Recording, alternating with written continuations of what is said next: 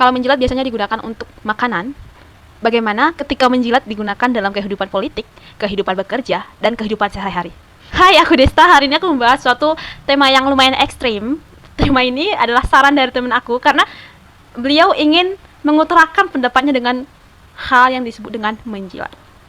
Dalam sebuah podcast bersama Novel Baswedan dan Tom Lembong, beliau mengatakan, sementara kalau kita jujur dan bicara apa adanya dan bisa memberantas budaya menjilat ini, maka sebesar apapun tantangan yang kita hadapi, apakah itu pandemi, bom nuklir, ataupun ancaman dari negara lain, bisa kita hadapi karena kita selalu bersandar pada kebenaran. Bukan bersandar pada asal bapak ibu senang. Oke guys, seperti yang kita ketahui bahwa menjilat adalah salah satu sifat yang biasanya dari bawahan ke atasan. Menjilat dalam arti si atasan akan merasa senang dari pujian-pujian dari si bawahan, dan si bawahan akan senang hati memberikan pujian-pujian yang berlebihan sehingga menyebabkan si pemimpin bahwa dia itu perfect dalam hal memimpin. Dan ini menyebabkan banyaknya hal-hal yang negatif yang akan terjadi ke depannya untuk masa depan, dan akan banyak keturunan ataupun calon-calon pemimpin baru ataupun calon-calon teman yang baru yang akan memiliki sifat-sifat menjilat ataupun sifat-sifat yang akan dijilat.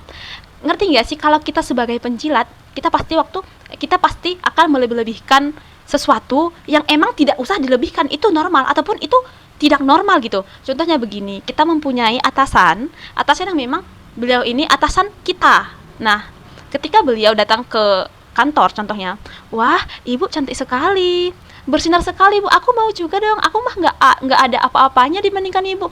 Ini termasuk menjilat. Kenapa aku bilang dia merendahkan dirinya serendah-rendahnya supaya si ibu pemimpin ini ditinggikan setinggi-tingginya? Ini adalah termasuk sifat menjilat. Sifat menjilat ini akan terbawa-bawa ketika kita akan pindah pekerjaan lagi, dan sifat menjilat ini akan bisa menyebabkan efek negatif kepada orang sekitarnya dan kepada si pemimpin juga. Pemimpin akan merasakan bahwa apa yang dia lakukan selama ini benar walaupun itu salah, dan orang sekitarnya ataupun orang yang sejabatan dengan si yang membela itu, si penjilat itu, akan tersingkirkan karena otomatis si penjilat ini akan diangkat jabatannya oleh si pemimpin. Seringkali penjilat juga bukan hanya terjadi di dunia pekerjaan, tapi terjadi di dunia kita sendiri pas waktu kehidupan sehari-hari. Dan ini realita yang terjadi di negara kita. Banyak juga penjilat-penjilat yang kita tidak tahu asalnya dari mana, tiba-tiba datang, mereka merendahkan diri serendah-rendahnya, dan mereka meninggikan pemimpinnya setinggi-tingginya. Siapapun yang dijilat, pasti mereka memiliki kekuasaan di atas si penjilat. Hayo gimana? Apakah kamu adalah penjilat ataukah kamu yang akan dijilat? See you next time!